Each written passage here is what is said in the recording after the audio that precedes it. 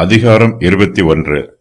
தாவீது சவுலின் அரண்மனையை விட்டு தன்னுடைய ஜீவனை காத்துக்கொள்ள தப்பித்து ஓடிப்போகிறார். சவுல் தாவீதை ஒரு தேச துரோகியைப் போல பாவிக்கிறார். சவுல் தாவீதை தேடி கண்டுபிடித்து கொன்று போடுவதற்காக அவர் தாவீதை துரத்துகிறார். தாவீது ஒவ்வொரு இடமாக ஓடி ஒளிகிறார். தாவீதுக்கு மிகுந்த துக்கமும் வேதனையும் நெருக்கமும் உண்டாயிற்று.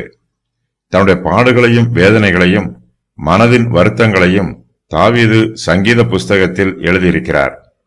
தாவீது நோபில் இருக்கிற ஆசாரியனாகிய அகிமெலேக்கின் இடத்திற்கு போகிறார். அவரிடத்தில் இருந்து சமூக தப்பங்களையும் கோலியாத்தின் பட்டயத்தையும் பெற்றுக்கொள்கிறார். அதன் பின்பு தாவீது சவுலுக்கு தப்பி ஓடி காத்தின் ராஜாவாகிய ஆகீஸ் இடத்தில் போகிறார்.